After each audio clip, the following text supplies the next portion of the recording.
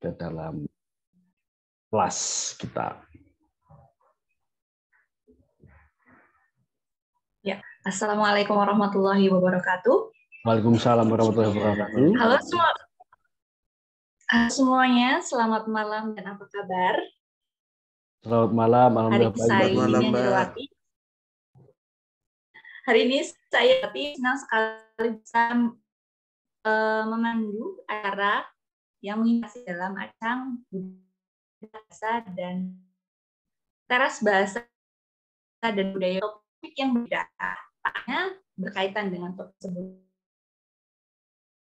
sebelumnya, karya-karyanya. Dan hari ini ada dua narasumber yang juga pastinya sangat menarik. Yang pertama adalah Mbak Putri Lestari SPD. Beliau, saya bacakan kurikulum vitae. Beliau ya orang PIC media sosial cekfakta.com dari April 2022 sampai sekarang, manage and create content for the cekfakta.com account. Poster design by using Canva. Itu beliau juga melakukan flight research Spinfit Januari 2021 sampai Maret 2021. Research and depth interview for PETA, gerakan penyebaran ekstremisme pasca berlakunya Perpu nomor 2 tahun 2017 research. Coordinated with team leader for implementation research, created study reports, policy and theoretical analysis for research. Dan educational background beliau adalah Universitas 11 Maret ya, degree in education, major in sociology and anthropology education dari 2015 sampai 2022 dengan IPK 3,7, luar biasa. SMA Negeri 1 Temanggung, SMP Negeri 1 Parakan, SD Negeri 1 Gondosuli, TK Siwi Penny Gondosuli. Organisasi experience, local coordinator Mafindo Suraya, dan chairman PMII cabang Kota Surakarta. Ya, beliau ini CV dari Mbak Putri Lestari SPD. Dan untuk narasumber berikutnya adalah Pak Galuh Febriku, PGA. Beliau adalah doktor ilmu humaniora, awardee beasiswa unggul 2022, pengajar di Universitas Ahmad Dahlan, pengajar BIPA UAD ya, inbound officer yang mengurusi semua mahasiswa internasional di UAD ya, Universitas Ahmad Dahlan. Nah, dan untuk moderator hari ini seperti biasa ada Pak Hari Sulistyo, SSM, teras bahasa budaya Banyumasan. Tanpa banyak buang waktu lah, kita sambut moderator pada malam hari ini, Bapak Hari Sulistyo. Dipersilakan. Ya, terima kasih Mbak Dini atas waktu yang diberikan kepada saya. Sebelumnya saya menyapa seluruh rekan-rekan semua yang sudah bergabung dalam acara kita malam ini. Assalamualaikum warahmatullahi wabarakatuh. Selamat malam rekan-rekan semua. Waalaikumsalam warahmatullahi wabarakatuh. Selamat malam. Selamat malam Pak. Ya, saya ulangi lagi, Teras Bahasa dan Budaya Banyumasan merasa sangat gembira dan sangat senang sekali pada malam ini menyambut kehadiran rekan-rekan semua, baik kedua narasumber kita yang luar biasa, Mas Galuh Febri Putra, SPD MA, yang merupakan akademisi dari Universitas Ahmad Dahlan. Kebetulan sekali beliau adalah teman S2 saya, dan sekarang beliau sudah menempuh studi S3 di ilmu-ilmu humaniora. Nah, pada kesempatan malam ini beliau akan membahas mengenai strukturasi karya-karya Ahmad Tohari terhadap budaya Banyumasan dalam perspektif Anthony Giddens. Kalau kita melihat terminologi teori Anthony Giddens, maka kita akan familiar dengan istilah-istilah struktur dan strukturasi, agen dan agensi, termasuk dalam hal dualisme, begitu ya. Tentu beliaulah yang lebih memahami dan ahli dalam hal itu, karena sebetulnya teori Anthony Giddens adalah teori yang digunakan oleh Mas Galuh ketika melakukan studi tesisnya. Beliau mendapatkan Grand Research Thesis Partnership FIB UGM dengan Monash University pada tahun 2015, dan beliau meneliti tentang penghargaan sastra Australia, Miles Franklin. Benar Mas Galuh ya? Betul Mas Ari. Miles Franklin ini merupakan penghargaan sastra di Australia, dan itu menentukan arah sastra di Australia akan menjadi apa setelah adanya penghargaan-penghargaan yang diberikan oleh Miles Franklin. Meskipun demikian nanti tidak akan kita bahas panjang lebar mengenai itu, atau mungkin bahkan tidak akan kita bahas karena Mas Galuh, mohon maaf, akan mencoba mengimplementasikan teori Anthony Giddens tersebut ke dalam karya-karya Ahmad Tohari, dan bagaimana nanti akan melihat apakah sebenarnya terjadi dualisme atau dualitas struktur, bagaimana bentuk-bentuk strukturasi dan sebagainya, itu yang akan dibahas oleh Mas Galuh. Nah, yang kedua, yang tidak kalah hebat pembicara kita, pembicara yang masih sangat muda, Mbak Putri Lestari. Saya kenal beliau karena dulu Mbak Putri ini sering nongkrong di warung kopi saya di Retro ya, Mbak Putri ya, di Solo dengan teman-temannya, teman-teman PMII begitu ya, dengan Mas Zulfikar dan sebagainya.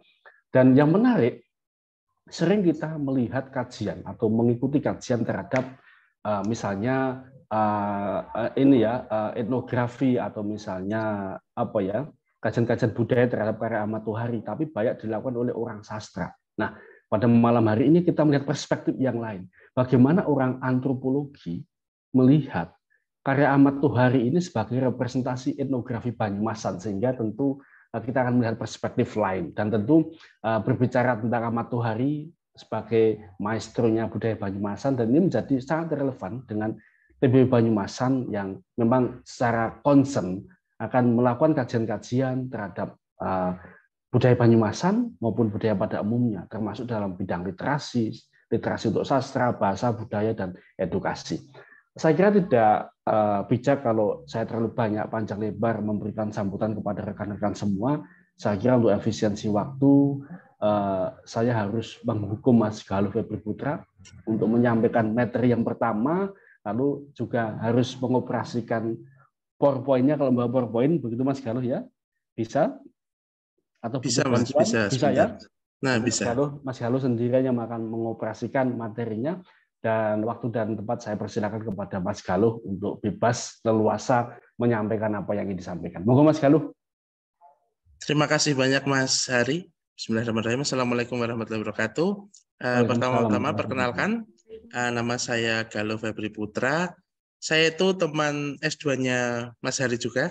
Terima kasih banyak ini waktu dan kehormatannya bisa menyampaikan sedikit apa yang sudah saya baca. Saya disclaimer di sini bukan sebagai orang yang paling tahu tentang Ahmad Tohari, budaya Banyumasan maupun Anthony Giddens. Saya cuma di sini menyampaikan apa yang sudah saya baca sebelumnya. Jadi ini adalah perspektif saya tentang bagaimana melihat karya Ahmad Tohari dalam bingkai teorinya Anthony Giddens, terutama pada teori strukturasi. Dan saya sebenarnya agak insecure di sini karena saya tahu sekali Mas Hari itu waktu S2 banyak sekali meneliti tentang Tohari. Jadi saya agak aduh gimana itu di depan Mas Hari ngomongin Tohari itu, wah bahaya ini. Jadi saya coba untuk sesuai kapasitas saya saja lah, kapasitas saya sebagai Tohari, karena sebenarnya yang lebih layak bicara di sini adalah Mas Hari, bukan saya untuk bicara Ahmad Tohari gitu. Nah, pertama-tama ketika saya itu di budaya Banyumasan, oke, itu menjadi salah satu objek materi kita, objek materi dalam pendekatan ini, karena yang mau kita cari adalah tentang budaya Banyumasan dalam perspektif Anthony Giddens. Jadi pertama-tama yang ingin saya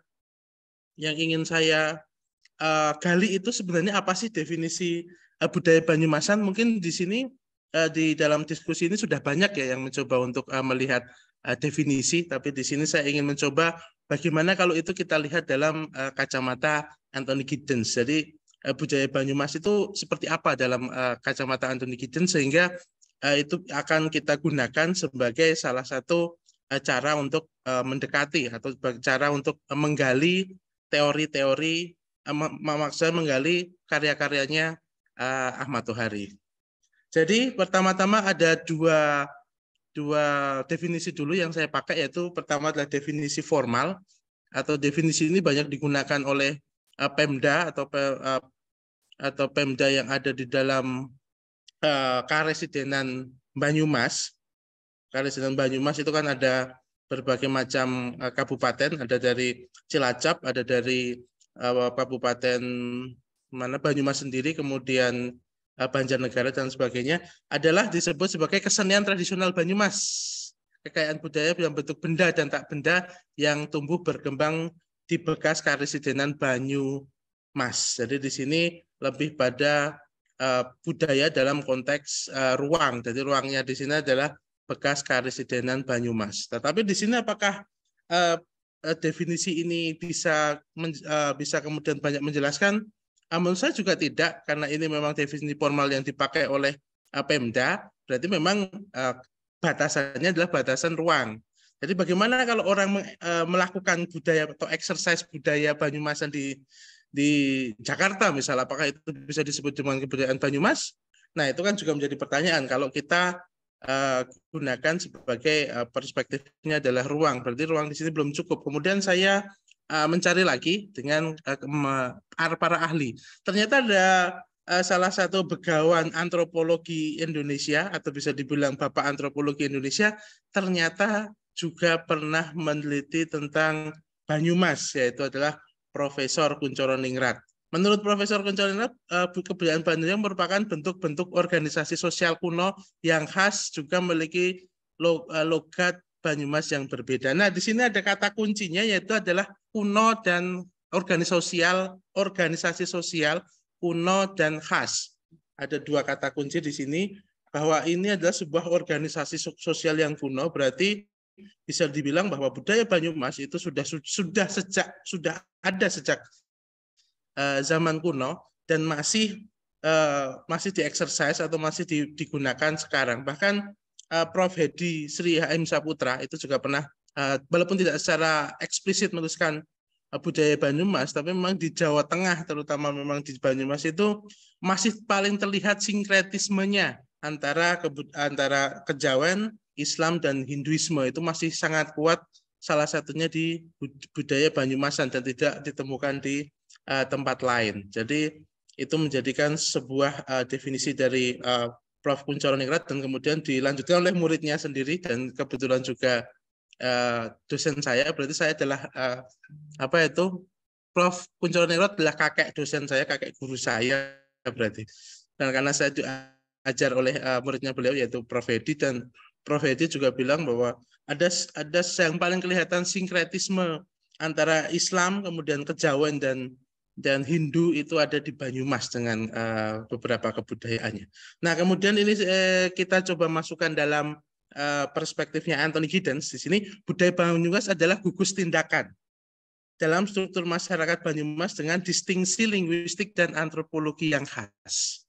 Di sini sebenarnya ini juga interpretasi saya tentang budaya Banyumas itu merupakan sebuah di sini adalah sebuah perangkat atau gugus tindakan. Berarti ini sudah saya masukkan dalam konteksnya Giddens, bahwa kebudayaan itu bisa dibilang sebagai gugus tindakan. Kalau dia tidak dilakukan, maka dalam perspektif Giddens itu tidak disebut sebagai kebudayaan, tapi disebut sebagai artefak.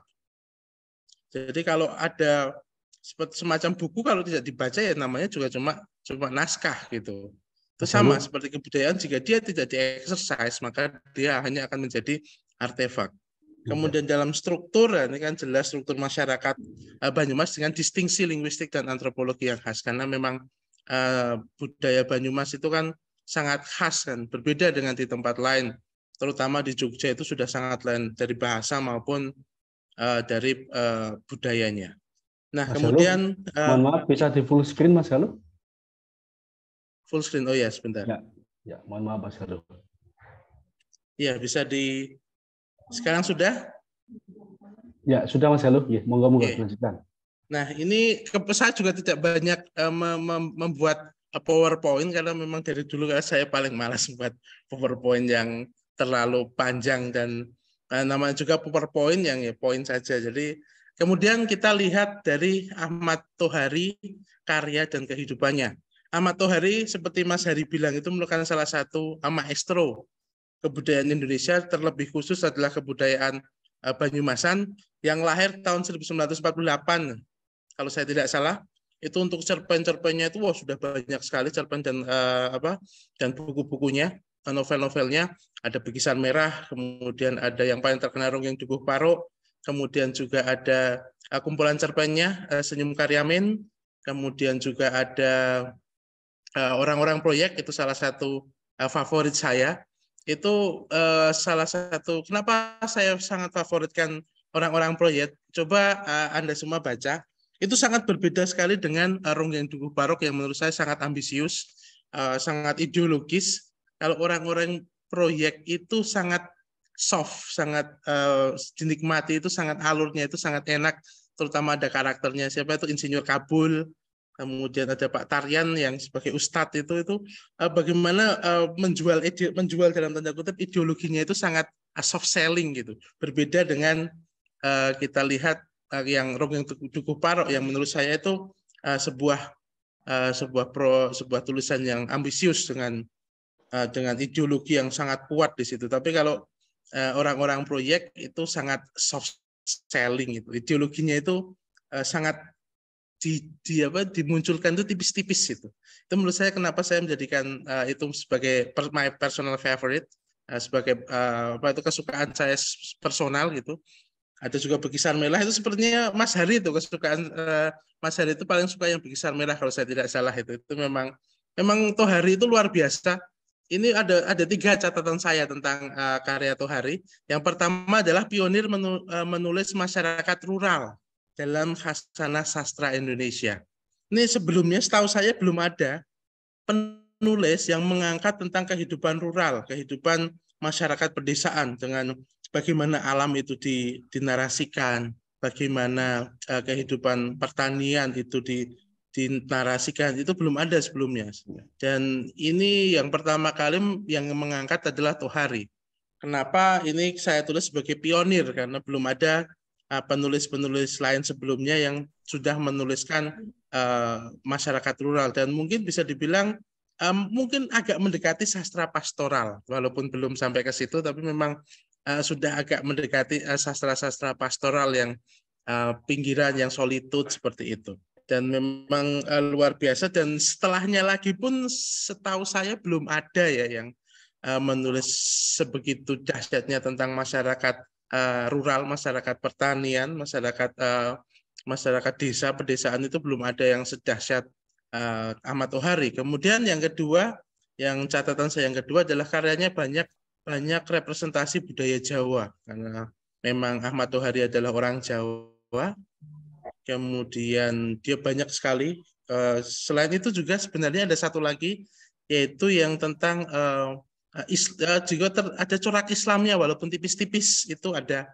Karena memang setahu saya backgroundnya Ahmad Tohari kan juga merupakan seorang santri yang sekarang sudah menjadi kiai ya, walaupun beliau tidak self-proclaim, tidak menyebut dirinya sebagai kiai, tapi memang ada ke arah situ kan. Nah, kemudian yang ketiga adalah banyak menggunakan dialek Banyumasan. Kalau Anda tidak percaya, silahkan baca itu Senyum Karyamin, itu banyak sekali menggunakan dialek-dialek kedaerahan. Ada yang namanya botoh, kemudian ada banyak sekali bahasa-bahasa daerah yang saya sendiri tidak paham apa itu. Walaupun sama-sama orang Jawa, tapi secara bahasa sudah dialeknya berbeda, sehingga saya pribadi pun tidak begitu paham tentang tentang bahasa-bahasa Banyumasan yang digunakan dalam karya-karya Ahmad Tohari. Oke, itu secara singkat saja. Nah, sekarang kita kemudian beralih ke konsep teoritisnya. Nah, saya mau sedikit bicara tentang background dari siapa itu namanya? Dari Anthony Giddens. Anthony Giddens itu merupakan seorang sosiolog asal Inggris yang lahir tahun 1938. Beliau itu salah satu bukan sastrawan, sosiolog dengan produktivitas tinggi karena sudah ada 30 lebih buku, dan bisa dibilang dia sejak mendapatkan gelar doktor itu 1 tahun beliau menerbitkan satu buku, menelurkan satu buku. Dan yang paling monumental itu sebenarnya bukunya itu bukan yang teori strukturasi, tetapi tahun 98 beliau itu menulis tentang jalan tengah atau jalan ketiga. Itu merupakan sosiologi makro yang bagaimana dia menjembatani antara Marxisme, tentang Marxisme, Marxisme sebagai ideologi negara dengan kapitalisme. Jadi membuat jalan ketiga. Jadi itu dari buku itu kemudian muncul teori ini, teori strukturasi. Jadi teori strukturasi itu sebenarnya adalah menggunakan basis filosofinya jalan ketiga, bahwa mencari jalan tengah.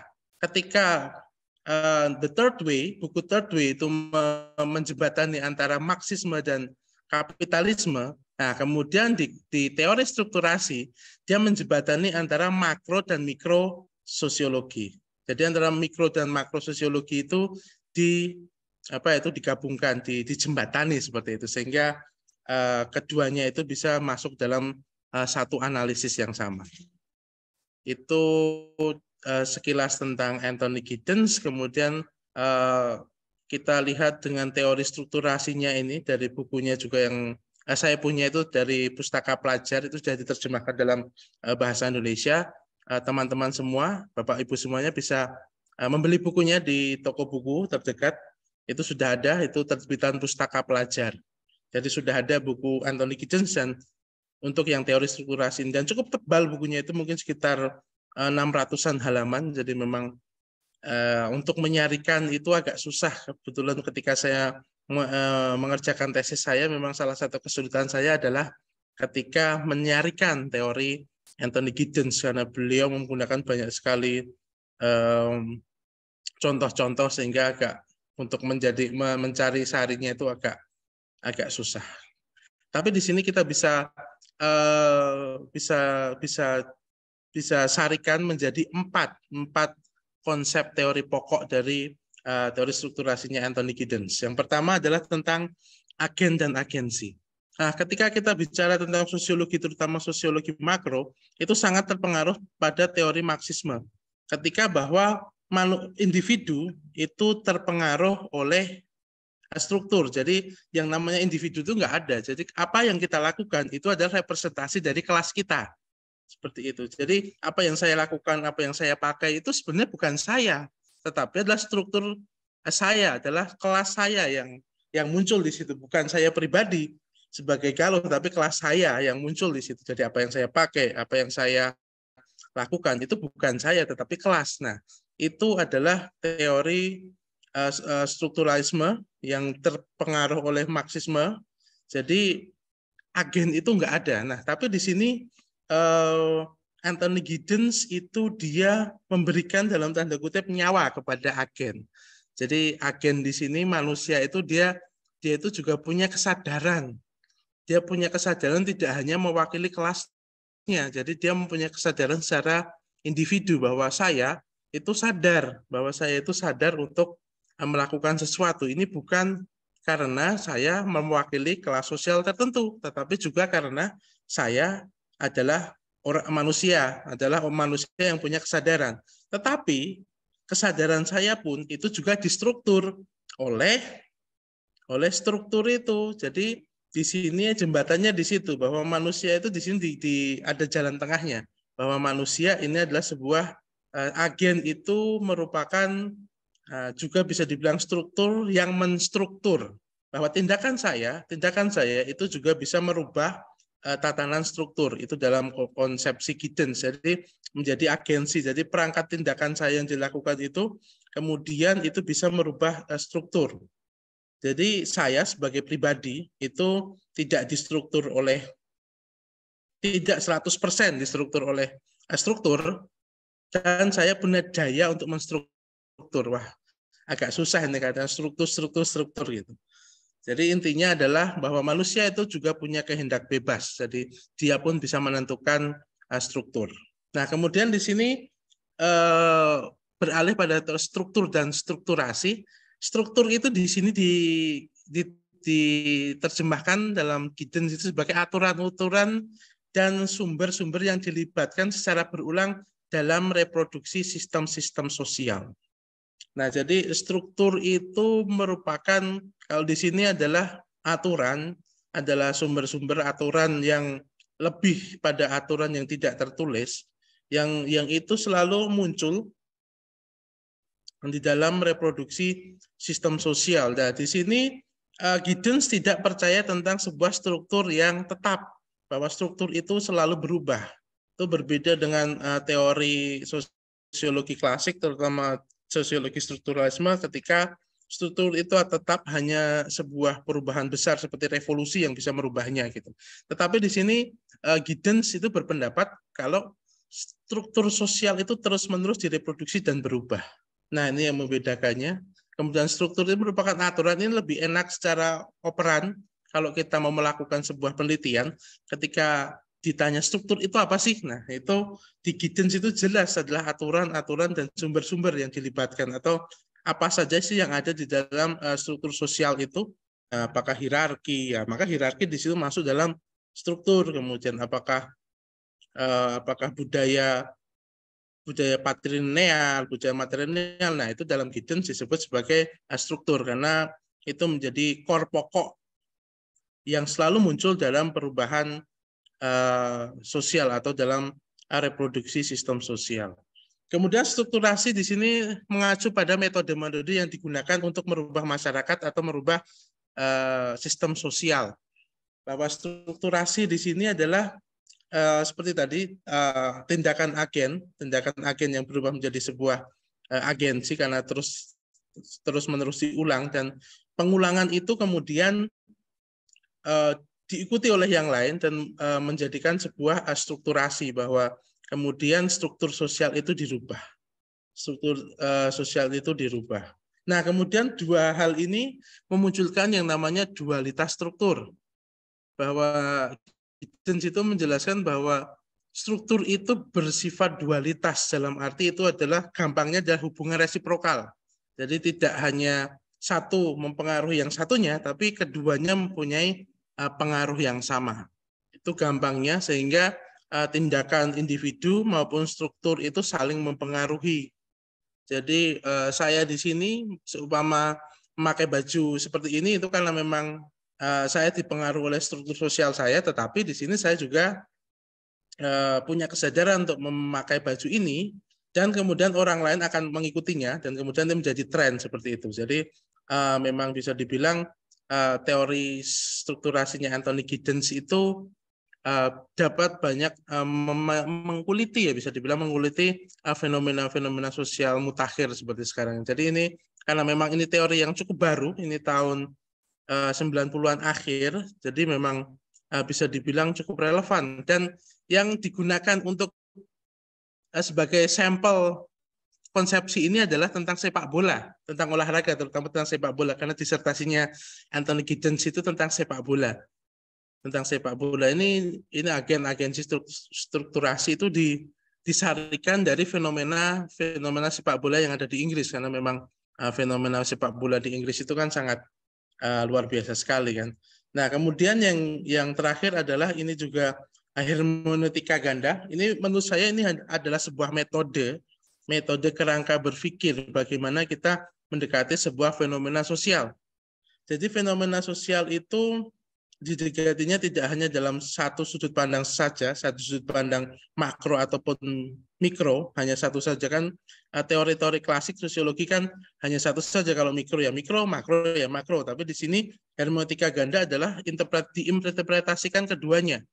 Kemudian di situ kita baru bisa menemukan apa sih yang terjadi di situ. Nah, seperti itu. Itu konsep dari Anthony Giddens tentang strukturasi. Sebenarnya masih penjelasannya itu panjang sekali karena memang dari bukunya yang sangat tebal sekali, tapi saya tunjukkan saja 4 ini saja karena memang ini yang paling penting menurut saya. Nggak bisa muncul, sebentar. Nah, kemudian di sini bagaimana sih strukturasi karya-karya Tohari terhadap budaya Banyumasan tadi. Nah, ketika budaya itu didefinisikan sebagai sebuah perangkat tindakan, maka apa yang dilakukan oleh penulisan atau penulisan Tohari itu bisa disebut sebagai budaya juga, karena juga itu adalah perangkat tindakan. Maka itu bisa didefinisikan sebagai budaya kalau kita menggunakan sudut pandang Anthony Giddens. Di sini saya melihat Tohari itu sebagai agen. Karena di sini Tohari itu dia juga punya kesadaran penuh sebagai individu, tetapi dia juga terpengaruh oleh struktur sosial Banyumasan, sehingga Tohari di sini juga dia selain dia tuh terstruktur oleh budaya Banyumasan, dia juga menstruktur budaya Banyumasan, sehingga ada dialektika antara agen dan juga struktur, sehingga bisa dibilang Tohari itu memperbarui atau membuka sebuah wacana diskusi tentang budaya Banyumasan, sehingga budaya Banyumasan itu bisa didefinisikan ulang lagi dan lagi. Jadi di sini peran Tohari, dan di sini karena Tohari merupakan bisa dibilang penulis nasional, maka skalanya itu skala keterwakilannya juga tidak hanya sektoral di Banyumas saja, tetapi di sini Tohari itu bisa, agensi Tohari ini bisa mempengaruhi persepsi non warga Banyumas terhadap Banyumas, orang Banyumas itu sendiri. Jadi di sini Tohari sebagai agen itu dia mempunyai kuasa untuk menstruktur budaya Banyumas yang budaya Banyumas, sehingga memunculkan juga bisa dibilang turunan baru dari budaya Banyumasan. Nah, kemudian budaya Banyumas sebagai struktur, ini kita lihat sebagai struktur, kita bisa bilang, ini saya pertama-tama mohon maaf, tapi karena ini dari beberapa yang saya baca bahwa bisa dibilang kalau Banyumasan itu budayanya kayak orang bicara ngapak itu kok sepertinya ada sebuah bisa dibilang ada sebuah stigmatisasi. Nah, desit terlalu orang kampungan banget lah gitu. Kemudian ketika di dalam kita bisa bilang di dalam produk-produk budaya populer kita, sinetron, kemudian terutama yang elektronik, sinetron, kemudian film, itu biasanya orang dengan logat Banyumasan itu posisinya adalah sebagai ART atau asisten rumah tangga. Maka kelasnya itu dia di bawah.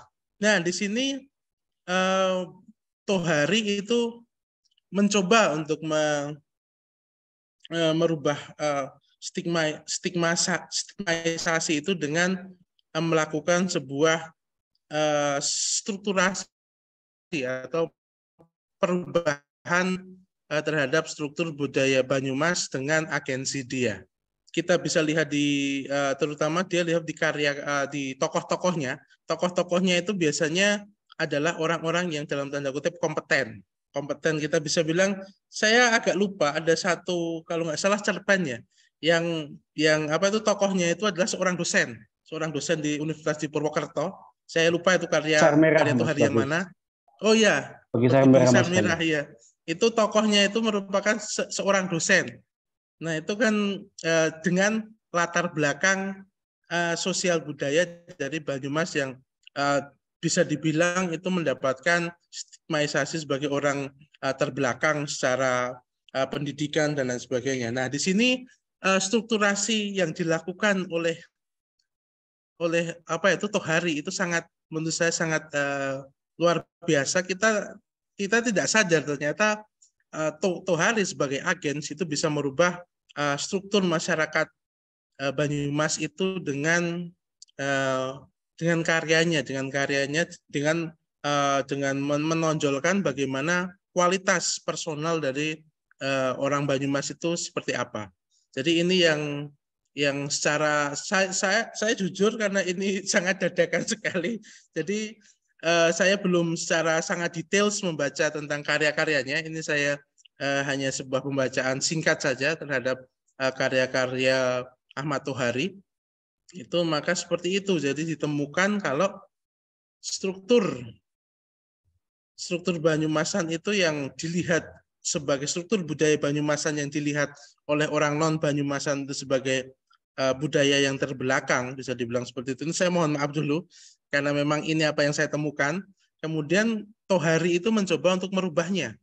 Karena Tohari itu merupakan agennya ini juga mempunyai dampak yang luas, sehingga tidak hanya orang Banyumas saja yang akan mendapatkan dampaknya, tapi non Banyumas juga yang terutama yang membaca karya-karyanya Tohari itu bisa melihat bahwa orang Banyumas itu tidak seperti itu sih. Nah, dari perubahan itu maka perubahan struktur pun akan terjadi di dalam masyarakat Banyumas. Bisa dibilang kalau kita belum ini bisa penelitian lebih lanjut, sebenarnya seberapa besar sih dampak karya Ahmad Tohari itu terhadap persepsi masyarakat luas itu tentang orang-orang Banyumas seperti itu, yang kita bisa lihat representasinya di beberapa budaya populer. Saya bilang di sini budaya populer seperti sinetron dan film, itu pasti orang yang bicara ngapak itu kalau nggak jadi badutnya atau jadi leluconnya, itu jadi tokoh yang ART seperti itu. Jadi semacam mendiskreditkan kualitas personal dari orang-orang Banyumas. Nah, di sini apa yang ingin dirubah oleh Tohari seperti itu? Apakah kemudian setelah membaca, ini bisa masuk ke resepsi ini, apakah setelah membaca karya-karya Tohari itu persepsi orang itu bisa berubah tentang orang-orang Banyumas? Nah, itu adalah penelitian lain nanti. Tapi ini sudah dibuka oleh Giddens, bahwa itu bisa dilakukan, bahwa itu akan merubah struktur dari masyarakat atau budaya Banyumas itu sendiri. Mungkin itu Mas Heri yang bisa saya sampaikan. Saya kembalikan ke moderator. Terima kasih. Ya, terima kasih Mas Galuh atas paparan yang luar biasa dalam waktu yang singkat tapi sudah sedemikian komplit ya. Ibarat makanan sudah ada nasi, sudah ada lauk dan sebagainya, dan kita tinggal makan. Mas Galuh sudah menjelaskan apa saja asumsi-asumsi teori. Ini biasanya kalau saya oportunis langsung saya buat artikel, lalu asumsi teorinya menggunakan agen-agensi, struktur-strukturasi, dualitas struktur begitu, lalu bisa mendapatkan hasil tulisan artikel yang bagus begitu. Dan memang tidak salah kita mengundang Mas Galuh untuk datang di tengah-tengah kita, meskipun nanti pasti akan banyak pro kontra dari teman-teman ini mengenai pandangan Mas Galuh, dan itu menjadi hal yang menarik untuk kita bahas dalam diskusi lebih lanjut. Sebelum kita memberikan kesempatan kepada rekan-rekan semua untuk menyampaikan pertanyaan kepada Mas Galuh, ada di tengah kita yang saya kira juga tidak kalah istimewa, Mbak Putri, untuk menyampaikan pandangannya. Sekali lagi Mbak Putri ini seorang antropolog gitu ya, jadi akan melihat karya-karya Ahmad Tohari ini sebagai representasi dari etnografi. Dan monggo Mbak Putri bisa menyampaikan apa yang sekiranya perlu disampaikan di tengah-tengah kita. Boleh menggunakan share PowerPoint atau secara langsung, tidak masalah, karena kami percaya kapasitas Mbak Putri untuk menyampaikan materi yang ingin disampaikan pada malam ini. Monggo Mbak Putri. Baik, terima kasih Mas Hari ya. Dan teman-teman di TBB Banyumasan. Ini adalah kesempatan yang luar biasa buat saya. Jujur saya minder tadi ngechat Mas Hari dulu, Mas, saya pembicara kedua saja karena masih deg-degan gitu. Karena mengelola ini supaya saya tidak canggung gitu berada bersama kawan-kawan diskusi di sini mengenai Ahmad Tohari, dan saya yakin teman-teman di sini, Bapak Ibu dosen, teman-teman mahasiswa sekalian itu lebih paham gitu mengenai keilmuan ini. Tapi karena saya di sini saya kalau misalnya disebut sebagai antropolog ya, mungkin itu terlalu wah buat saya gitu. Saya memang dari jurusan pendidikan sosiologi antropologi, ya memang suka dengan beberapa karya-karya dari Ahmad Tohari, dan mari kita coba untuk kaji bersama-sama karya-karya Ahmad Tohari ini dalam sudut pandang etnografi, terutama budaya Banyumasan seperti itu. Saya ada PowerPoint tapi sangat singkat, barangkali supaya kita bisa bersama-sama untuk mengkaji bagaimana sih kemudian saat sebuah karya sastra itu bisa menjadi gambaran etnografi gitu. Kalau misalnya teman-teman seringkali mendengarnya, etnografi itu kan adalah sebuah metode untuk mempelajari fenomena sosial, untuk mempelajari fenomena sosial yang ada di masyarakat. Saya share screen dulu.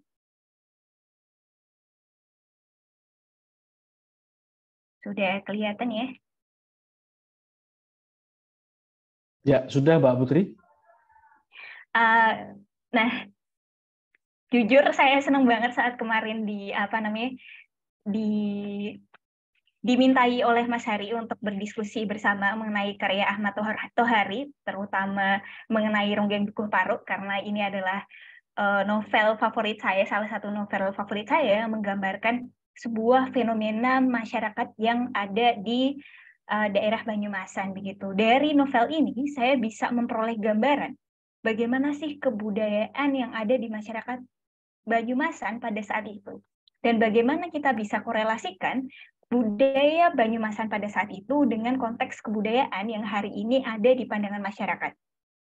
Secara umum ya, kalau misalnya kita melihat seringkali seperti tadi yang disampaikan oleh Mas Galuh gitu, bagaimana kemudian orang menganggap budaya Banyumasan itu adalah budaya yang ngapak gitu, atau budaya orang-orang kalau misalnya bahkan saat menyebut kata ronggeng, pasti kebanyakan orang-orang akan berpandangan bahwasanya ronggeng dengan konotasi yang negatif. Orang yang suka menari, orang yang kemudian sosok perempuan yang kemudian menampilkan sisi erotismenya, atau kemudian sebuah pokoknya pandangan-pandangan negatif yang memang ditampilkan gitu dari sosok ronggeng, yang kebanyakan mungkin pandangan orang secara umum seperti itu. Nah, apa sih yang dimaksud dengan etnografi itu? Barangkali saya yakin teman-teman lebih paham mengenai pengertian dasar etnografi. Itu adalah bagaimana sebuah karya itu bisa menjelaskan kebudayaan. Ini bisa kita lihat dari karya-karya Ahmad Tohari. Mungkin tadi sudah disebutkan juga, Senyum Karyamin itu adalah salah satu cerpen favorit saya juga, di mana kemudian Ahmad Tohari itu bisa menggambarkan sebuah fenomena sosial yang ada di daerah Banyumasan. Termasuk, karena di sini mungkin saya akan lebih fokuskan kepada bagaimana kita mengkaji mengenai, di samping saya ada bukunya, nggak kelihatan, Ronggeng Dukuh Paruk. Bagaimana kemudian dalam salah satu karya Ahmad Tohari ini, Ahmad Tohari bisa menggambarkan bagaimana konteks kebudayaan masyarakat Dukuh Paruk. Ini kan masyarakat dalam, seringkali kalau misalnya kita menggambarkan sebuah kajian, itu adalah kajian dalam suatu konteks masyarakat yang luas. Sedangkan etnografi itu juga mempelajari komunitas masyarakat yang terkecil. Termasuk saat kita mengkaji Ronggeng Dukuh Paruk, kita akan mengkaji bagaimana fenomena sosial yang ada di sebuah dusun dalam lingkup masyarakat yang kecil, sebuah komunitas. Dan juga bagaimana kita memahami cara pandang seseorang untuk melihat budayanya itu sendiri. Seringkali kita itu sebagai orang luar ya, misalnya peneliti kan bisa disebut sebagai orang luar ya. Kita memandang, atau kemudian kebanyakan orang memandang sebuah kebudayaan itu memandang sebelah mata, terutama kebudayaan yang berbeda dari kita. Padahal kalau misalnya kita kaitkan dengan etnografi, dari etnografi kita akan belajar bagaimana sih kita memandang budaya atau mempelajari sebuah fenomena budaya atau kebiasaan kebudayaan yang ada di masyarakat dari sudut pandang masyarakat itu sendiri. Nah, ini yang kemudian kita kaji dalam etnografi. Untuk selanjutnya, bagaimana sih sebuah karya sastra itu bisa mengangkat fenomena sosial dan budaya? Dari pandangan saya, Ahmad Tohari itu dapat memberikan gambaran mengenai budaya Banyumasan dalam karya sastra. Misalnya, bagaimana kemudian saat kita melihat Ronggeng Dukuh Paruk atau kemudian dalam karya-karya yang lainnya, Ahmad Tohari, nggak apa-apa ya, saya terkesannya sebagai fans fanatik dari Ahmad Tohari akan mengunggulkan. Barangkali mungkin ada kritik juga dari kawan-kawan terhadap karya Ahmad Tohari supaya diskusi kita bisa menarik gitu. Tapi karena kebetulan saya ini adalah fans berat dari karya-karya Ahmad Tohari ya, jadi saya unggulkan karya-karya beliau. Bagaimana saya itu terkesima dengan bagaimana sebuah karya sastra itu bisa mengangkat fenomena sosial yang budaya yang ada di masyarakat dengan sudut pandang yang sangat kaya gitu. Bagaimana kemudian kita melihat bagaimana Ahmad Tohari itu bisa menyajikan sebuah fenomena kemiskinan, sebuah fenomena kebudayaan yang berbeda yang seringkali dianggap oleh masyarakat zaman sekarang itu adalah kebudayaan yang menyimpang. Tapi dianggap oleh masyarakatnya sendiri itu adalah sesuatu yang diagung-agungkan. Misalnya nih dalam konteks, sekali lagi dalam konteks Ronggeng Dukuh Paruk, di mana kemudian sosok Serintil atau sosok si Ronggeng yang bernama Serintil, kalau misalnya di masyarakat yang lain, Ronggeng ini kan bakalan dinilai sebagai sosok yang penggoda, sebagai sosok yang perusak rumah tangga, atau sebagai sosok yang kemudian kalau misalnya hari ini kalau biduan gitu seringkali dikonotasikan sebagai sosok yang hanya mengubarkan sisi-sisi erotismenya. Tapi di masyarakat Dukuh Paro sendiri, dalam sebuah komunitas, sosok Ronggeng ini adalah sosok yang dielu-elukan, adalah sosok yang diagungkan. Karena apa? Karena dia bisa mengangkat. Nah, ini adalah sudut pandang yang menarik, yang kemudian saat teman-teman mengkaji bagaimana kemudian kebudayaan kita itu kaya. Kita dari Sabang sampai Merauke, termasuk budaya Banyumasan ya, yang kemudian kaya juga barangkali di Dukuh Paro pada saat itu adalah ronggeng adalah sebuah kebudayaan, tapi saya tidak tahu nih apakah di daerah Banyumasan masih ada ronggeng, Mas? Masih, Mbak. Oh, masih ya. Masih Tapi ada. mungkin agak berbeda ya konteksnya dengan apa yang diceritakan oleh ini ya, oleh Ahmad Tohari untuk saat ini. Tapi sudah banyak bergeser dan relatif jarang sekarang. Oh iya, karena ya itu pandangan masyarakat dari sudut pandang saya, apa yang saya pikirkan, apa yang saya refleksikan bahwasanya masyarakat akan semakin berubah dan pemahaman masyarakat akan konteks kebudayaan juga berubah. Dalam misalnya, kalau misalnya kita kaji dari berbagai unsur kebudayaan, salah satunya unsur keyakinan atau religi, Ronggeng Dukuh Paro itu meyakini sebuah kepercayaan yang berasal dari daerah itu sendiri, dari lingkup yang kecil. Bagaimana kemudian bisa-bisanya, kalau misalnya masyarakat sekarang ini dengan kita agama yang mayoritas adalah agama Islam gitu ya, termasuk mungkin di masyarakat Banyumasan yang kemudian kepercayaan mayoritasnya adalah agama Islam gitu.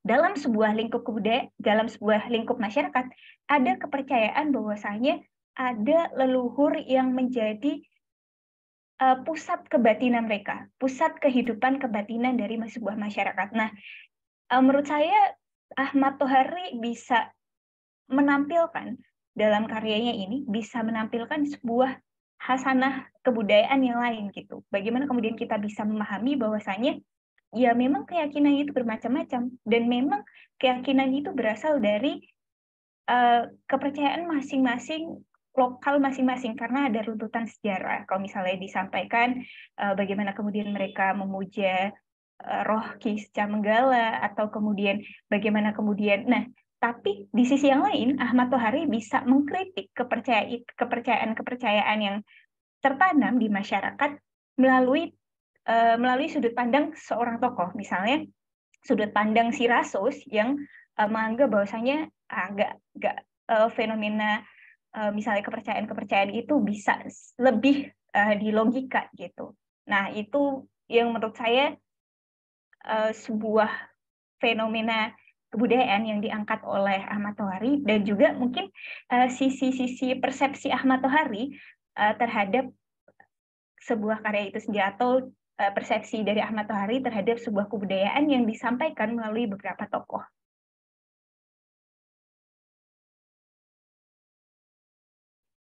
Lalu bagaimana kemudian kita bisa mengamati karya-karya Ahmad Tohari? Yang pertama seperti tadi saya sampaikan, bagaimana fenomena sosial, terutama budaya Banyumasan ini ditampilkan oleh Ahmad Tohari. Bisa yang pertama lewat sudut pandang Ahmad Tohari dalam bahasa yang dipakai. Bahkan kemudian ada beberapa karya-karya dari Ahmad Tohari yang memang diangkat sebagai film. Kalau Ronggeng Dukuh Paro kan pernah diangkat sebagai film Sang Penari ya.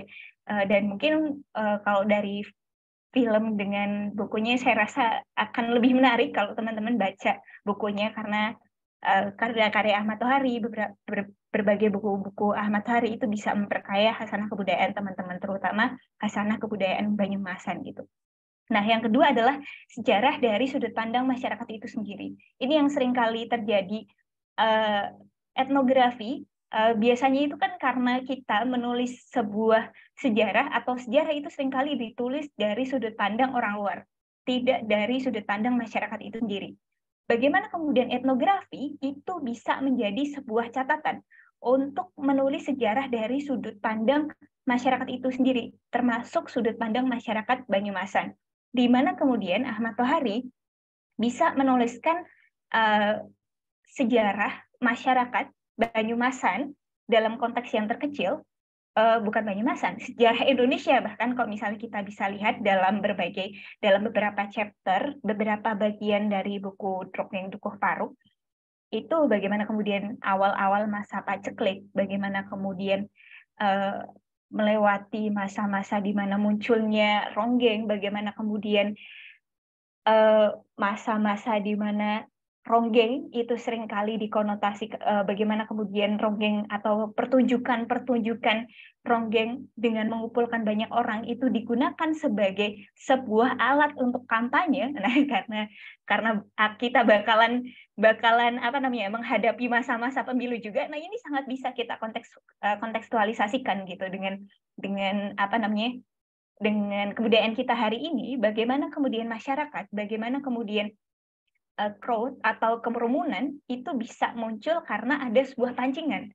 Dan bagaimana kemudian sebuah pancingan itu bisa kemudian mengakibatkan orang bisa terpengaruh gitu. Misalnya bagaimana kemudian si serintil itu sebagai sebuah magnet untuk masyarakat yang dipergunakan oleh sebuah organisasi politik pada saat itu untuk menggait banyak massa gitu karena ada sosok serintil. Nah, mungkin kalau sosok sekarang berbagai organisasi politik atau partai politik atau upaya untuk mempengaruhi orang lain itu bisa menggunakan magnet-magnet tertentu, bisa menggunakan magnet-magnet band atau kemudian penyanyi-penyanyi terkenal atau sosok influencer. Nah, bedanya kalau di karya-karya Ahmad Tohari ini menggunakan sosok influencernya serintil gitu dengan penampilannya sebagai ronggeng. Nah, yang ketiga adalah sebagai kritik sosial. Kalau misalnya kita melihat karya-karya dari Ahmad Tohari yang saya baca, Ahmad Tohari menyajikan sebuah kritik dalam karya sastranya gitu. Bagaimana kemudian karya sastra bisa menjadi kritik kalau misalnya kita pelajari ataupun kita dalami lebih lanjut. Misalnya awal-awal bagaimana kemudian Ahmad Tohari bisa menyajikan sebuah karya dengan halus. Kalau setahu saya pernah buku Ronggeng Dukuh Paruk ini juga pernah di-bredel ya, setahu saya pada saat itu, karena 80-an 5. Ya, waktu zaman pemerintahan Soeharto, buku-buku Ahmad Tohari ada beberapa yang di-bredel karena dianggap mengangkat isu-isu komunisme, ya karena memang yang dijelaskan di sini adalah memang fenomena komunisme pada saat itu. Tapi ini adalah sebagai kritik Ahmad Tohari atas apa yang terjadi di masyarakat. Apa itu kemiskinan, apa itu kemudian ketimpangan yang ada di masyarakat, adanya ketertindasan dan kekuasaan yang ada di situ mungkin juga digambarkan gitu di karya Ahmad Tohari. Misalnya saja dalam cerpennya Senyum Karyamin, bagaimana kemudian ya yang hari ini bisa kita kontekstualisasikan pada hari ini juga dalam cerpen Senyum Karyamin, bagaimana sosok Karyamin yang kemudian kesusahan dalam kehidupannya sehari-hari masih dimintai bantuan untuk sumbangan begitu, padahal dia sendiri kesusahan dalam kehidupannya sehari-hari. Itu akan adalah sebuah kritik sosial. Dan juga bagaimana kemudian pada saat itu digambarkan di bagaimana kemudian di Ronggeng Dukuh Paruk, orang tua serintil, orang tua resus yang kemudian pasangan di novel ini, itu mereka terbunuh karena keracunan tempe bongkrek gitu. Tempe bongkrek ini kan adalah suatu suatu pandangan, suatu kisah yang kemudian ditampilkan secara tidak jelas gitu, bahwa di sana masyarakat itu dilanda kemiskinan dan kelaparan dan mereka hanya bisa makan dari tempe bongkrek, atau kemudian bahkan dalam cerita yang lain, kisah yang lain, bagaimana masyarakat itu mau mendaftar, mau diajak cap jempol untuk mengikuti organisasi politik tertentu karena apa? Karena mereka butuh beras, karena mereka butuh makanan-makanan pokok, bukan kemudian masyarakat belum tahu apa itu esensi dari demokrasi misalnya. Nah, ini memang realitas yang ada di masyarakat kita. Bagaimana kemudian etnografi itu bisa bagaimana etnografi itu bisa mempelajari sebuah fenomena itu dari sudut pandang masyarakat, bukan hanya dari sudut pandang kita peneliti sebagai orang-orang yang mungkin teredukasi atau mungkin orang-orang yang intelektual gitu, karena masyarakat sungguh punya sudut pandang mereka tersendiri terhadap sebuah kebudayaan. Nah, di sini kalau misalnya dalam etnografi pun, etnografi kan bisa kita sebut sebagai metodologi juga ya, ada sebagai cara dengan kalau misalnya teman-teman kalau misalnya ingin mempelajari suatu masyarakat, ada beberapa buku juga. Kalau karya Ahmad Tohari ini kan bentuknya buku sastra ya, ada juga catatan-catatan etnografi yang ditulis dalam bentuk lain. Kalau misalnya di skala yang lebih luas gitu, ada mungkin kisah 5 keluarga yang menceritakan tentang keluarga-keluarga miskin di daerah Meksiko. Nah, itu adalah sebuah gambaran karya dari sosok peneliti yang kemudian melakukan pengamatan yang ada di masyarakat. Nah, apakah pengamatan bisa dilakukan secara langsung dan tidak langsung, teman-teman sekalian? Kalau pengamatan secara langsung, saya kira mungkin bakalan butuh waktu yang sangat lama gitu untuk bagaimana mengangkat sebuah fenomena sosial yang ada di dalam masyarakat. Fenomenanya kan masyarakat itu kan dinamis ya, berubah-ubah dari satu masa ke masa yang lain. Pasti butuh waktu bertahun-tahun untuk mengamati masyarakat kalau misalnya terjun secara langsung di masyarakat. Tapi bisa juga masyarakat itu dikaji melalui, atau etnografi itu bisa mengambil dari sudut pandang sekunder juga, misalnya dari sudut-sudut pandang buku-buku atau catatan-catatan lain yang bisa dirangkai sebagai sebuah karya. Kalau teori-teori, sangat banyak teori-teori yang bisa dikaji atau bisa diambil untuk mempelajari sebuah fenomena sosial yang ada di masyarakat, termasuk karya-karya dari Ahmad Tohari ini, seperti tadi yang disampaikan oleh Mas Galuh gitu, bisa diangkat dari teori struktur, dari Anthony Giddens, bisa juga diangkat dari teori feminisme gitu. Bagaimana kemudian sosok Ronggeng Dukuh Paruk itu tertindas dalam konteks budaya patriarki, atau kemudian dari teori-teori yang lain, teori kritis dan sebagainya, itu sangat beragam. Tinggal bagaimana teman-teman mau mengkaji sebuah fenomena dari yang sosial budaya yang ada dalam karya sastra. Barangkali itu yang bisa saya sampaikan, Mas Hari.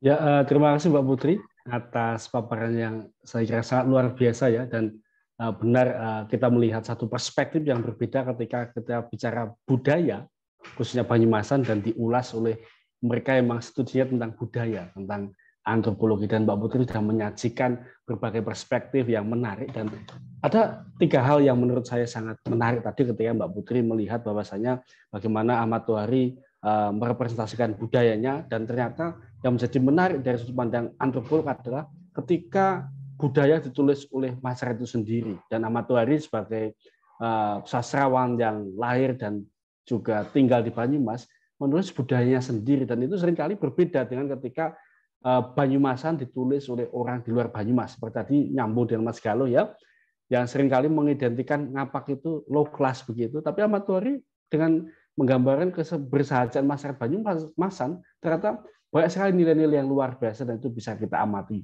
yang juga malam ini diulas oleh kedua narasumber kita, termasuk mengenai kritik sosial, dan memang itu sangat erat dengan karya Ahmad Tohari. Oke, saya kira tidak perlu lagi saya berpanjang lebar, karena saya yakin rekan-rekan semua ingin berdiskusi malam ini dengan 2 narasumber kita yang sudah menyampaikan materinya, pemikirannya yang demikian luar biasa. Maka saya persilahkan kepada rekan-rekan yang hadir melalui ruang Zoom ini bisa angkat tangan ya, atau nanti mungkin juga bisa bertanya, tapi harapan saya bisa angkat tangan, buka kamera, lalu perkenalkan diri agar kita semakin hangat di malam hari ini dan kita bisa bertukar pengalaman, pikiran, karena itulah konteks acara kita TBB Banyumasan yang selalu sederhana, yang selalu dekat begitu, tapi harapannya kita bisa memperoleh banyak ilmu dari acara yang sederhana seperti yang kita lakukan malam hari ini. Monggo, ada yang mau bertanya, menyampaikan gagasannya? Saya persilahkan. Silakan, monggo. malam ini kita juga kehadiran beberapa rekan yang saya kira luar biasa ya, yang tidak mungkin saya sebutkan satu persatu, tetapi juga tadi saya melihat ada Mbak Sri Lestari dari UIN Surakarta, ada Mbak Zahrania dari Universitas Jember, ada Mas Agung Binta yang juga merupakan bagian dari tim Banyumasan yang merupakan dosen UMP, ada Mas Ahmad Mustoleh yang merupakan dosen UNAS Jakarta, ada juga tadi sudah saya sebutkan Mas Raditya WMP dari UNU Blitar begitu, dan tentu rekan-rekan semua. Ada juga Mas Panji Satrio Binangun dari Kajian Budaya UNS, ada Mas Nuno Yusuf dan lainnya. Tentu banyak sekali yang tidak bisa saya sebutkan satu persatu. Monggo, ada yang mau bertanya? Saya persilahkan. Mumpung malam ini kita bersama dua orang yang saya kira cukup spesial ya untuk bisa membersamai kita. Monggo silakan mau bertanya. Ya, monggo. Saya ingin bertanya, Pak. Mas Awaludin, monggo. Saya persilahkan Mas Awaludin. Ini kepada Mbak Putri Lestari atau Bu Putri Lestari? Mbak. Yang masih muda, Mas. Mbak saja. Promosi yang masih muda. Ini, saya ingin mengangkat kembali tentang terkait bagaimana kayak gambaran suatu kebudayaan di suatu daerah itu ditulis oleh orang setempat atau orang yang mengalami kebudayaan tersebut. Terus yang ingin saya tanyakan itu bagaimana menurut Mbak Putri Lestari terkait seseorang yang menulis sebuah, ya sebutlah novel, cerpen, tapi kebudayaannya itu merupakan kebudayaan luar. Karena memang yang terjadi pada saya saat ini tuh apa yang saya tulis novel itu rata-rata berkaitannya itu dengan budaya yang memang tidak ada di lingkungan sekitar saya, seperti itu. Dari segi kebudayaan, dari segi antropologi, menurut pandangan Mbak Putri. Seperti itu, Mbak. Ya. Demikian tadi pertanyaan Mas Awaludin untuk Mbak Putri, dan mungkin juga bisa dibantu menjawab Mas Galuh nanti ya mengenai pertanyaan tersebut. Kita langsung dijawab atau menunggu penanya lain? Langsung saja ya, biar spesial memang untuk Mas Fauzi yang sudah mengajukan pertanyaannya. Mas Fauzi ini adalah mahasiswa Tadris Bahasa Inggris UIN SAISU yang juga merupakan volunteer dari TBB Banyumasan. Monggo Mbak Putri, dan selanjutnya dijawab juga oleh Mas Galuh. Ya, terima kasih Mas Awaludin ya tadi ya yang tanya. Mas Awaludin atas pertanyaannya. Bagaimana kemudian karya sastra itu bisa mengangkat budayanya sendiri? Yang saya maksudkan adalah bagaimana kemudian kalau dalam etnografi itu bisa kita bisa mengkaji suatu fenomena sosial budaya dari sudut pandang masyarakatnya itu sendiri. Kalau misalnya etnografi yang kemudian akan berbeda dengan kemudian etnografer atau seorang etnograf, antropolog yang kemudian bisa disebut antropolog yang kemudian mengkaji daerahnya sendiri atau kemudian menulis kebudayaan yang dia punyai sendiri. Itu ada sebutannya itu autoetnografi. Jadi kemudian dia bisa menulis dari kebudayaan fenomena sosial budaya yang dia alami sendiri begitu. Tapi kalau misalnya dalam konteks karya-karya Ahmad Tohari, saya rasa itu bukan masuk ke dalam autoetnografi ya, karena karena Ahmad Tohari itu kemudian menghadirkan karya memang dari karena beliau orang Banyumasan, jadi ya memang beliau sangat memahami gitu kondisi masyarakat Banyumasan, tapi tidak mengalami sendiri fenomena itu sendiri atau bukan menuliskannya dari sudut pandang yang dia alami atau ceritanya sendiri gitu. Akan berbeda kok misalnya Mas Awaludin nih dari aslinya dari mana Mas? Saya dari Banjar Patroman, Jawa Barat. Oke, dari misalnya Mas Awaludin dari Jawa Barat begitu. Mas Awaludin melihat fenomena sosial yang budaya yang ada di Jawa Barat yang dialami oleh Mas Awaludin menjadi sebuah cerita gitu. Nah, itu bisa disebut dengan autoetnografi. Tapi kemudian kok tidak masalah juga menurut saya apabila Mas Awaludin menulis karya sastra atau sebuah karya itu dari mungkin setting latar yang berbeda gitu dengan daerah yang berbeda, karena sama-sama sebuah karya itu bisa dikaji melalui etnografi atau Mas Awaludin itu melakukan pengamatan terhadap sebuah fenomena dari sebuah tempat. Mungkin kalau misalnya tulisan-tulisan saat ini ya, tulisan-tulisan kontemporer saat ini kan lebih disesuaikan dengan budaya pop ya. Dan itu juga budaya pop pun juga dipelajari oleh etnografi karena kebetulan yang ditulis oleh Ahmad Tohari Bisala di Rogeng Dukuh Paruk, mungkin di Rogeng Dukuh Paruk itu kan karena kebudayaan masyarakat yang lampau gitu ya. Kalau misalnya budaya masyarakat saat ini, Mas Awaludin barangkali juga bisa, nggak masalah juga mengkaji bagaimana fenomena sosial budaya yang dihadapi oleh anak-anak zaman sekarang gitu, Mas. Misalnya budaya K-pop atau kemudian masyarakat anak-anak muda di Indonesia yang suka dengan budaya daerah-daerah tertentu, misalnya dari sudut pandang hari ini kan misalnya anak-anak muda zaman sekarang nih suka istilahnya gambaran mengenai luar negeri terutama Turki gitu karena terinspirasi dari sebuah film gitu, lalu Mas Awaludin menuliskan cerita itu tidak masalah karena itu juga fenomena sosial dan budaya. Bagaimana kemudian anak-anak muda sekarang itu menganggap atau mengimajinasikan suatu tempat itu sebagai cita-cita, sebagai suatu daerah yang ingin dia kunjungi, sebagai sesuatu kiblat. Nah, kiblat juga itu juga bisa jadi sudut pandang sosial budaya bisa dikaji di situ. Mungkin itu yang bisa saya jawab, barangkali bisa ditambahkan atau dilengkapi yang lebih paham mengenai kepenulisan Mas Hari atau Mas Galo. Ya, demikian tadi tanggapan Mbak Putri ya, yang saya kira demikian luar biasa. Sebelum kita beri kesempatan kepada Mas Galo untuk menambahkan, rekan-rekan jangan lupa mengisi presensi karena kami akan memberikan sertifikat untuk rekan-rekan semua yang sudah hadir pada kesempatan malam ini. Mas Galo, monggo mau menambahkan? Terima kasih Mas Hari. Mungkin saya akan menambahkan juga karena ini memang Anthony Giddens, saya akan juga menggunakan perspektif Anthony Giddens untuk menjawab apa yang disampaikan Mas Awaludin tadi ya Mas ya, tentang bagaimana ketika orang dengan kebudayaan yang berbeda itu menulis kebudayaan lain seperti itu. Nah, Anthony Giddens pernah menulis buku yang namanya Runaway World tahun 1999 itu tentang globalisasi. Jadi di dalam konsep itu maka yang disebut sebagai identitas tunggal itu sudah tidak ada lagi. Dalam arti identitas manusia itu sudah cair, bahkan pengalaman budaya yang autentik pun sudah mulai bisa dibilang hilang ketika sebuah masyarakat itu masuk dalam era globalisasi. Jadi apakah kemudian itu menjadi pertanyaan secara identitas ya?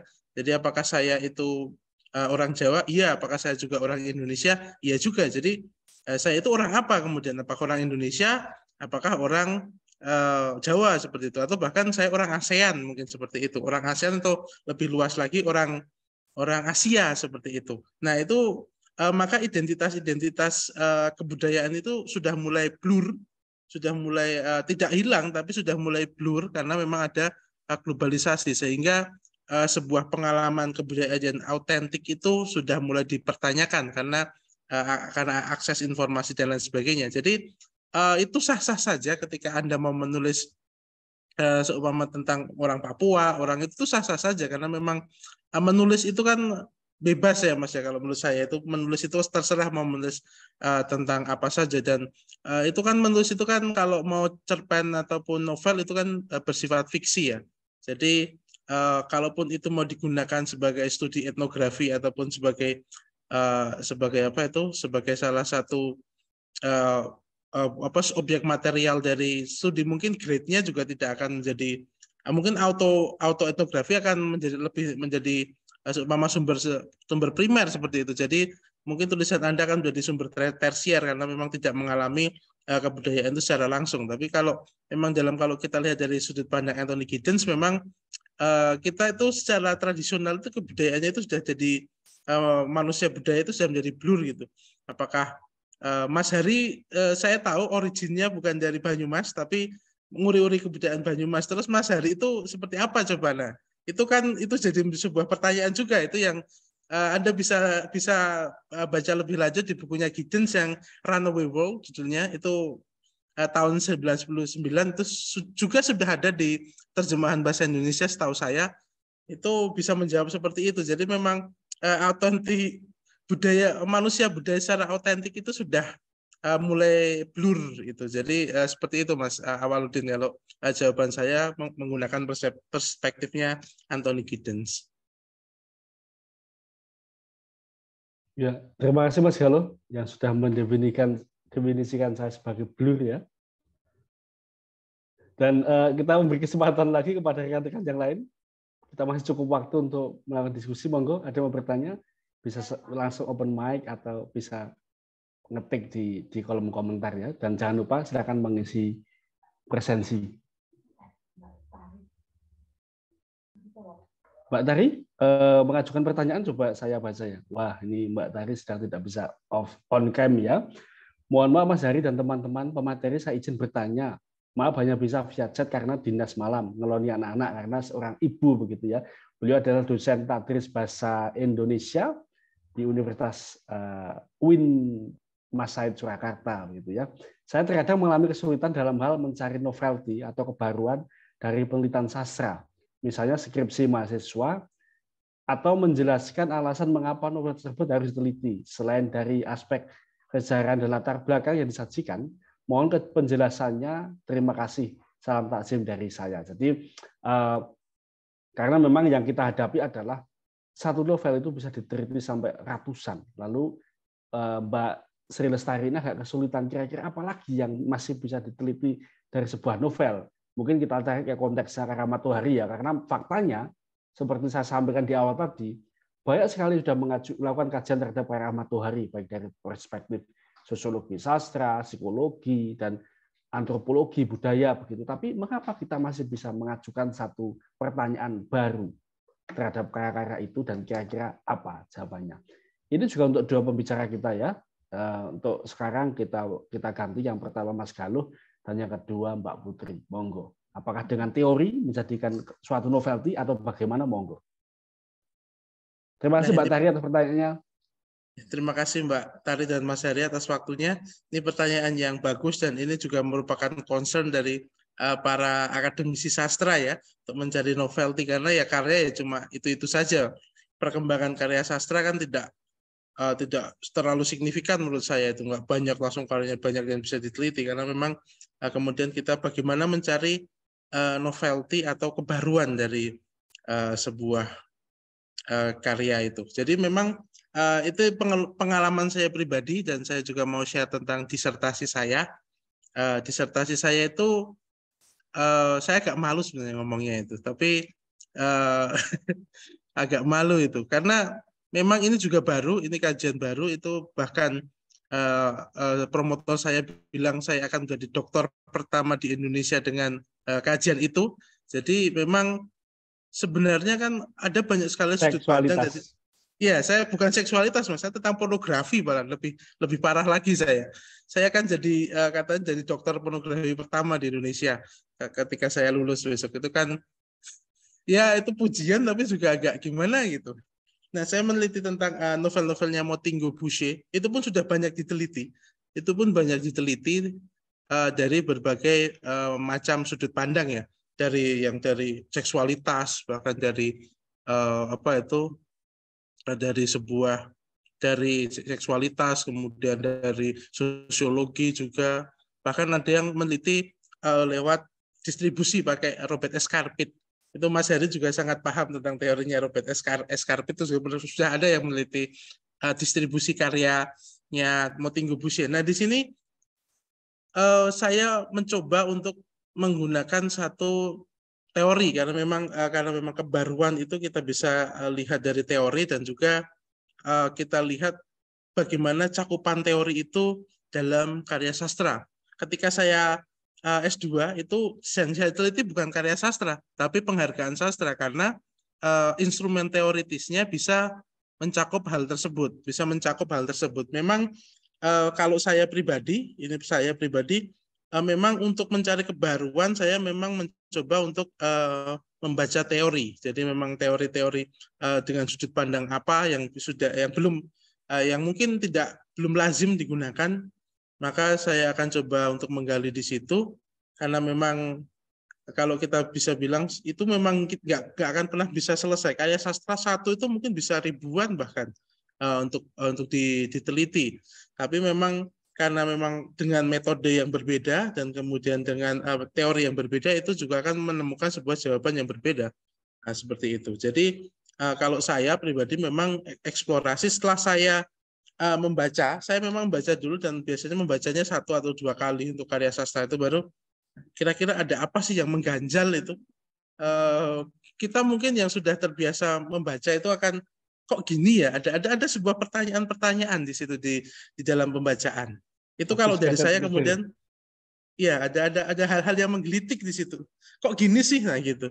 Kok gitu sih, nah di sini saya coba kemudian gimana kalau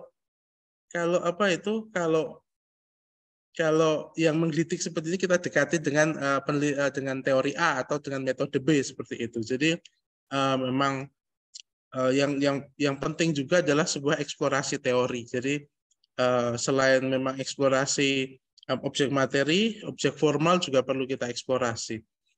Memang sangat normatif sekali sih, tapi memang itu yang saya lakukan. Jadi saya belum bisa bicara banyak tentang bagaimana mencari novelty, karena memang selama ini saya memang lebih banyak untuk baca teori, baru oh iya bisa kita terapkan ke sini. Jadi memang bisa dibilang bukannya sombong, tapi dari S2 saya, bahkan dari S1 saya sudah mulai aneh-aneh memang ketika orang yang bilang masuk sih bisa seperti itu. Nah, contohnya Mas Hari juga sama itu, waktu S2 juga itu berbeda, yang diteliti bukan novel juga, tapi respon. Nah, karena teorinya sampai ke situ, cakupan teorinya sampai ke situ. Saya juga yang saya teliti bukan novel, bukan karya sastra, tapi penghargaan sastra, karena cakupan teorinya mampu untuk menjawab fenomena itu. Nah, maka di sini kita memang perlu mengeksplorasi teori. Jadi mungkin bisa ada yang banyak belum diteliti adalah tentang distribusi karya sastra. Tentang yang saya bilang tadi, Robert S. Carpet, itu bisa teman-teman yang memang dari kajian sastra bisa coba menjadi sebuah kajian baru. Di sini belum banyak, bahkan bisa dibilang belum ada ya Mas Hari, itu yang S. Carpet secara penelitian besar dari disertasi, tesis ataupun skripsi itu sepertinya belum ada. Iya, terima kasih. Cukup sulit dan problematis ya. Jadi ya, betul. Ya. Bahkan bisa meneliti tentang bagaimana komentar-komentar pada bagian halaman novel, dan itu dapat dikorelasikan terhadap pasar, begitu kan. Itu juga bagian dari S. Carpet. Terima kasih Mas Galo atas tanggapannya yang luar biasa, tapi seperti yang saya janjikan belum lengkap kalau kita belum memberikan kesempatan kepada Mbak Putri untuk memberikan tanggapan kepada Mbak sama-sama Lestari, begitu ya. Monggo Mbak Putri. Ya, terima kasih Mas Hari. Jujur saya baru lulus pada tahun ini, lulus S1. Jadi kalau misalnya berkaitan dengan skripsi dalam karya sastra ya, terutama dalam kajian karya sastra, saya rasa karena kajian sastra itu kan adalah kajian yang kaya juga, termasuk kalau misalnya kita kaji dari sudut pandang budaya. Karena saya dari jurusan pendidikan sosiologi antropologi, sebelum saya lulus malah teman-teman saya dulu yang lulus gitu. Diskusi dengan saya mengenai etnografi dalam sastra, ada beberapa teman-teman dari sastra daerah, pendidikan bahasa Indonesia, yang diskusi dengan saya mengenai bagaimana sudut pandang kebudayaan, sosial dan kebudayaan itu dalam sebuah karya sastra. Seperti tadi yang disampaikan oleh Mas Galo, saya sangat sepakat bagaimana kemudian teori itu kan jumlahnya sangat banyak ya, dari satu tokoh ke tokoh lain, teori ini ke teori yang lainnya itu sangat banyak. Strukturalisme pun juga ada banyak, fungsionalisme ada banyak, teori kritis pun ada berbagai macam. Itu bagaimana kemudian teman-teman bisa mengambil kajian berdasarkan teori tertentu. Tapi juga saya dulu sempat tertarik untuk mengkaji sebuah kajian gitu. Bagaimana kemudian fenomena mungkin yang hari ini ramai ya. Kenapa kemudian karya sastra hari ini istilahnya tidak begitu menggema seperti karya-karya sastra pada zaman dulu? Karena saya rasa kebudayaan juga bergeser. anak-anak muda zaman sekarang lebih menyukai novel-novel populer dan atau karya-karya sastra populer gitu. Dan saya rasa itu termasuk juga sebagai sebuah fenomena sosial dan kebudayaan, termasuk misalnya Islam populer. Bagaimana kemudian buku-buku sastra yang kemudian menggambarkan istilahnya hijrahku dengan hijrah di daerah sini, dan kemudian menggambarkan sebuah fenomena bagaimana kemudian menikah dengan orang yang dari luar negeri, terus orang yang mu'alaf dan sebagainya. Itu kan ada banyak novel yang kemudian menjadikan anak-anak muda zaman sekarang, remaja-remaja zaman sekarang itu tertarik untuk melakukan hal yang serupa atau terbayang dengan hal yang serupa. Itu menurut saya bisa jadi kajian yang menarik juga gitu, dari sudut pandang bagaimana si pembaca itu menilai sebuah karya sastra, terutama karya sastra yang populer hari ini pun menurut saya tidak masalah dan akan sangat menarik untuk dikaji begitu. Itu saja mungkin dari saya. Ya, terima kasih Mbak Putri. Benar sekali apa yang disampaikan Mbak Putri dan Mas Galuh, karena memang terutama fungsi sastra itu berbeda-beda gantung kepada siapa yang membaca. Misalnya sophisticated reader, misalnya para peneliti, ketika mereka membaca sastra pasti sudah, wah ini bisa menjadi artikel ini. Satu cerpen, satu puisi itu bagi Mas Wempi, Mas Mustole, dan Mbak Zahrania itu sudah menjadi satu artikel itu. Tapi di sisi lain, banyak juga masyarakat yang mencari sastra sebagai mencari refleksi, misalnya. Mencari kata-kata mutiara, misalnya, dan nanti bisa di-update pada status-status media sosial, begitu, dan terlihat nyastra, begitu. Ya. Rekan-rekan yang saya hormati, Mas Hari, saya mau tambah sedikit boleh? Monggo Mas Galuh, ya. Kita kan selalu kadang meneliti itu kan dari sebuah narasi-narasi besar ya, aspek sosiologi, kemudian aspek budaya itu. Kenapa kita tidak coba dari aspek-aspek yang kecil juga? Nah itu mungkin bisa menjadi alternatif lain. Saya pun sama, di disertasi saya itu kan aspek kecil kan, pornografi itu adalah sebuah aspek kecil yang ada di dalam karyanya Montaigne Boucher. Karena ada banyak aspek besar yang sudah diteliti, maka saya coba dari aspek-aspek kecil gitu. Bahwa bukan narasi-narasi sebuah pertanyaan besar, tapi coba dari pertanyaan-pertanyaan yang kecil gitu. Mungkin itu bisa membuat novelty atau sebuah kebaruan yang belum pernah terfikirkan, karena memang sebagai peneliti kan kita selalu kadang dalam tanda kutip terkungkung oleh sebuah narasi-narasi besar seperti itu. Coba kita narasi kecil gitu. Itu mungkin bisa membantu untuk membuat sebuah kebaruan. Ya, terima kasih Mas Galuh. Misalnya penokohan dalam novel-novel Matahari, mengapa menggunakan nama-nama yang unik, itu bisa dikaji dengan representasi dari budaya begitu. Rekan-rekan yang saya hormati, tanpa kita sadari ternyata waktulah yang harus kita persalahkan atas kebersamaan kita, karena sudah menunjukkan pukul 9. Saya khawatir nanti kita tiba-tiba terlempar tanpa kita mengakhiri perjumpaan kali ini. Maka saya berikan kesempatan singkat tapi jelas kepada dua narasumber kita untuk closing statement. Mbak Putri, lalu Mas Galuh, dan selanjutnya saya kembalikan ke Mbak Dini untuk menutup acara hari ini. Dan jangan lupa mengisi presensi, lalu kita akan bertemu pada agenda-agenda selanjutnya. Monggo Mbak Putri, Mas Galuh. Ya.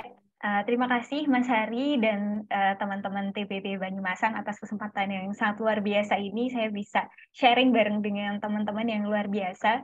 Dan saya rasa ini adalah suatu diskusi yang menarik, meskipun kita tidak bertemu secara langsung. Saya bisa mendapatkan banyak insight juga dari Mas Hari dan Mas Galuh. Bagaimana kemudian karya sastra itu bisa kemudian kita kaji dengan etnografi, dan bagaimana kemudian etnografi atau fenomena sosial dan budaya itu bisa diangkat menjadi sebuah karya sastra.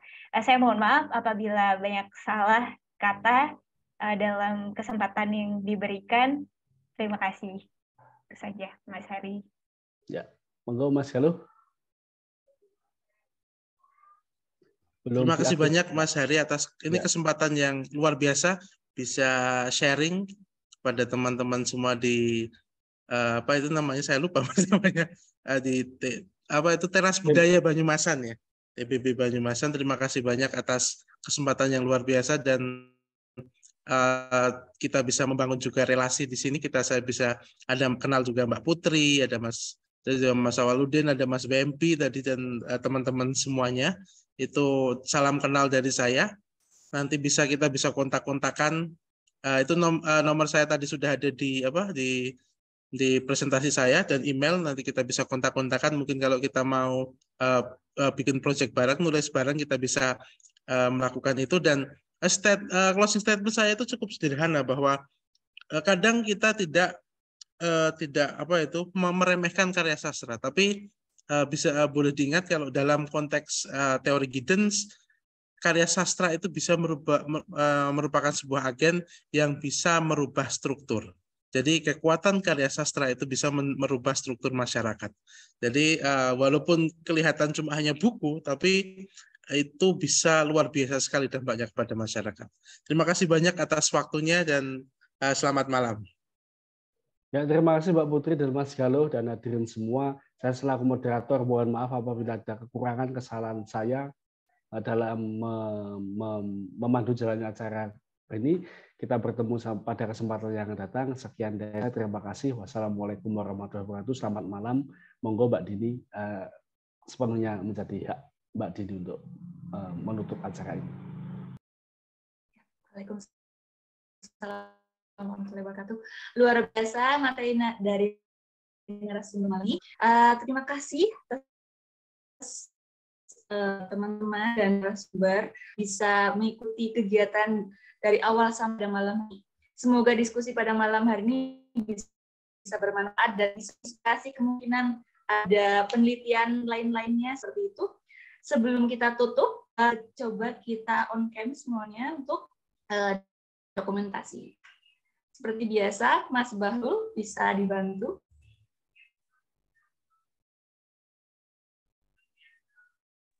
Mohon maaf, ini saya tidak memakai laptop, jadi mungkin saya minta bantuannya.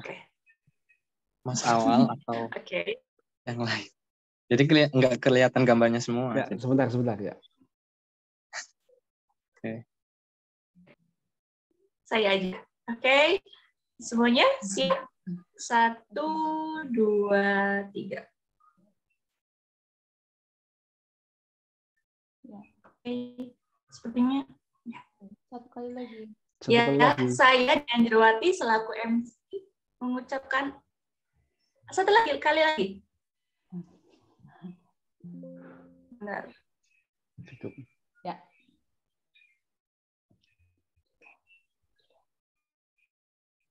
Ya, satu kali lagi, Pak. Oke. Semuanya silakan. 1, 2, 3. Oke. Ya, saya Dianjurwati selaku MC mengucapkan banyak terima kasih dan undur diri, dan wassalamualaikum warahmatullahi wabarakatuh. Waalaikumsalam warahmatullahi wabarakatuh. Terima kasih semuanya. Saya pamit dulu, Mas Hari. Terima kasih. Galuh, salam kenal semuanya. Salam kenal, Mbak.